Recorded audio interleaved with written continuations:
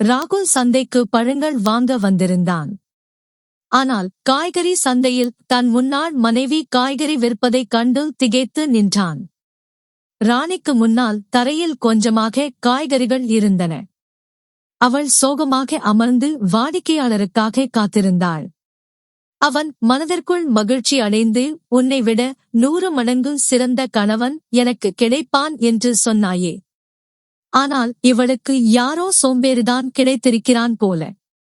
அதான் தன் மனைவியைக் கொண்டு காய்கறி விற்க வைக்கிறான் என்று முணுமுணுத்தான். அவன் விரும்பவில்லை என்றாலும் ராணி காய்கறி விற்றுக் கொண்டிருந்த இடத்தை நோக்கி நடந்தான். திடீரென்று ராகுல் தன் முகத்தில் ஒரு கைக்குட்டையை கட்டிக் கொண்டான். எப்படியும் இந்த 8 ஆண்டுகளில் அவன் நிறைய மாறியிருந்தான். கொஞ்சம் குண்டாகி இருந்தான். அவனுடைய நிறமும் சிவப்பாக மாறியிருந்தது. சூட் பூட் அணிந்திருந்ததால் அவன் ஒரு பெரிய அதிகாரி போல தெரிந்தான். முகத்தில் கைக்குட்டையை கட்டிய பிறகு அவனை அடையாளம் காணவே முடியவில்லை. அருகில் சென்று பார்த்தபோது ராணியிடம் வாடி போன சில உருளைக்கிழங்குகளும் மிகவும் பசுமையாக இருந்த சில தக்காளிகளும் இருந்தன. ஒரு மரப்பெட்டியில் மாம்பழங்கள் இருந்தன. அதன் மேல் காய்ந்த பொருட்கள் இருந்ததால் அவை சரியாக தெரியவில்லை. கொஞ்சம் பச்சை மிளகாயும் கரைபடிந்த 4 காலிஃபிளவர்களும் இருந்தன. சாலையோரம் தரையில் ஒரு துணியை விரித்து வைக்கப்பட்டிருந்த அந்த சிறிய கடையில் அவ்வளவுதான் பொருட்கள் இருந்தன. ராகுல் கவனித்தான். அவள் மிகவும் மெலிந்து போயிருந்தாள். அவள் முகத்தில் துளி கூட பொலிவு இல்லை. நிறமும் கருத்தியிருந்தது. ஒரு நிமிடம் அவள் ராணிதானா அல்லது வேறொருவரா என்று அவனுக்கு சந்தேகம் வந்தது. ஆனால் அவள் நெற்றியில் இருந்த பெரிய மச்சத்தை பார்த்த பிறகு அவள் ராணிதான் என்று அவன் உறுதி செய்து கொண்டான். ராணி நம்பிக்கையுடன் அவனை பார்த்தாள். பிறகு அவசரமாக, ஐயா, உங்களுக்கு என்ன வேண்டும் என்று கேட்டாள். பக்கத்தில் காய்கறி விற்றுக் கொண்டிருந்த ஒரு பெண்மணி இவளிடம், பழைய காய்கறிகள் தான் இருக்கின்றன. ஐயா, பிரஷ்க வேண்டுமானால் இங்கே வாருங்கள் என்றாள்.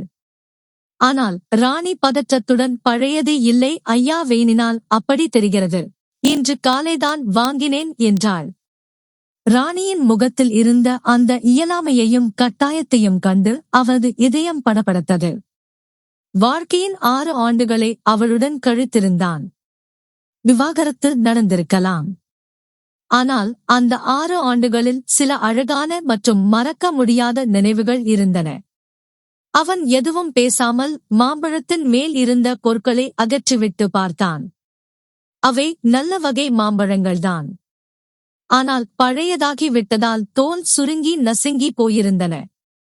அவன், இவை உண்மையிலேயே கெட்டுப் போயிருக்கின்றன என்றான்.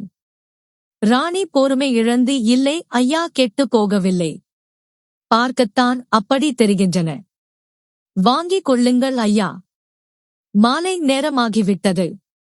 மலிவான விலைக்கு தருகிறேன் என்றாள். அவன், அங்கிருந்து போவது போல நடந்து கொண்டே எனக்கு தெரியும். இவை கெட்டுவிட்டன என்று தோலை உரித்து பார்த்தால் உள்ளே கருப்பாக இருக்கும் என்றான்.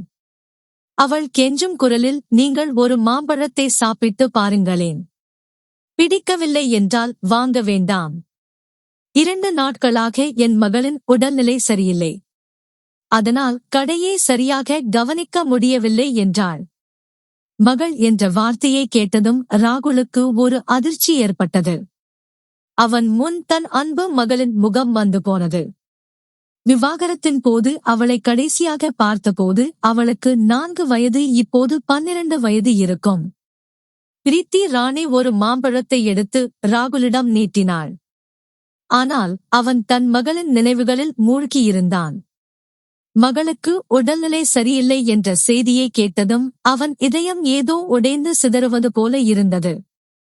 இந்தாங்க ஐயா, சுவைத்து பாருங்கள் என்ற ராணியின் பேச்சை காதில் வாங்காமல் அவன் அவசரமாக எல்லா மாம்பழங்களையும் எடை போடு என்றான். அவள் ஆச்சரியத்துடன் அவனை பார்த்து, எல்லாவற்றையுமா என கேட்டாள். அவன் ஆம், எல்லாவற்றையும் எடை போடு என்றான். அவள் மகிழ்ச்சியுடன் எடை போட்டாள். 8 கிலோ மாம்பழம் இருந்தது. அவற்றை 2 பைகளில் போட்டு அவனிடம் கொடுத்துவிட்டு, 1 கிலோ 100 ரூபாய்க்கு விற்கிறேன். ஆனால் நீங்கள் 8 கிலோவையும் வாங்குவதால் கிலோ 80 ரூபாய் போடுகிறேன். மொத்தம் 640 ஆகிறது ஐயா. அந்த 40 ரூபாய் வேண்டாம், 600 ரூபாய் மட்டும் கொடுங்கள் என்றாள். அவன், உன் மகள் நோயாளி என்பதால் கிலோ 100 ரூபாய் என்ற கணக்கிலேயே காசை வாங்கிக்கொள் என்று கூறிவிட்டு 500 ரூபாய் தாள்களை கொடுத்துவிட்டு போகத் தொடங்கினான். ராணி பின்னால் இருந்து கூப்பிட்டு, கிலோ 100 என்றாலும் 800 ரூபாய்தான் ஆகிறது ஐயா. உங்கள் 200 ரூபாயை திரும்ப பெற்றுக் கொள்ளுங்கள் என்றாள். ராகுல் அங்கேயே நின்றான். ஆனால் எதுவும் பேசவில்லை. ராணி எழுந்து அவன் அருகில் வந்து, எனக்கு பிச்சை வேண்டாம் ஐயா, பிச்சை எடுக்கக் கூடாது என்பதற்காகத்தான் இந்த கடையை வைத்திருக்கிறேன் என்றாள். அவன், உன் கணவன் ஒன்றும் செய்வதில்லையா எனக் கேட்டான். அவள் அந்த 200 ரூபாயை அவன் கையில் வைத்துவிட்டு, கணவரிடமிருந்து 8 ஆண்டுகளுக்கு முன்பே விவாகரத்து ஆகிவிட்டது ஐயா என்றான். அவன் நடக்கத் தொடங்கினான். பிறகு நடந்து கொண்டே, உன்னைப் போன்ற சுயமரியாதை உள்ள பெண்ணுக்கு உன் கணவன் நிச்சயம் ஏதோ துரோகம் செய்திருப்பான். அதனால்தான் இந்த உறவு உடைந்திருக்கும் என்றான். அதற்கு அவள் பின்னால் இருந்து, இல்லை ஐயா, கணவர் நல்லவர்தான், காலம்தான் சரியில்லை என்றாள். அவனால் அதற்கு மேல் அங்கு நிற்க முடியவில்லை. வேகமாக தன் காரை நோக்கி சென்றான். அவன் பின்னால் திரும்பி பார்த்தான்.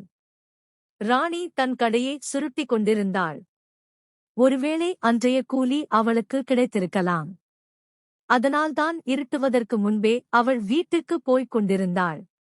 அவள் எங்கே வசிக்கிறாள் என்று தெரிந்து கொள்ள அவளுக்கு பின்னால் செல்ல ராகுல் விரும்பினான். அவனுக்கு பிரீத்தியை பார்க்க வேண்டும் என்ற ஆசையும் இருந்தது. அதனால் அவன் இதயத்தில் ஒருவித ஈர்ப்பு ஏற்பட்டது. விவாகரத்திற்குப் பிறகு ராணி வேறொரு ஆணை திருமணம் செய்து கொள்ளவில்லை என்ற விஷயம் அவன் மனதை குத்தியது. அவள் மீதம் இருந்த காய்கறிகளை ஒரு பையில் வைத்துக்கொண்டு வீட்டை நோக்கி நடக்கத் தொடங்கினாள். ராணி தன்னை பார்த்து விடக்கூடாது என்பதற்காக ராகுல் அவளிடமிருந்து சற்று தூரம் தள்ளி பின்னால் நடந்து சென்றான். ராகுலின் மூளையில் ஒரு கேள்வி மட்டும் மீண்டும் மீண்டும் எழுந்து கொண்டிருந்தது. ராணி எப்படி திருச்சிக்கு வந்தாள்? அவளுடைய வீடு ஒரு தொலைதூர கிராமத்தில் அல்லவா இருந்தது. அங்கே அவளுக்கு 2 சகோதரர்கள் இருந்தார்களே.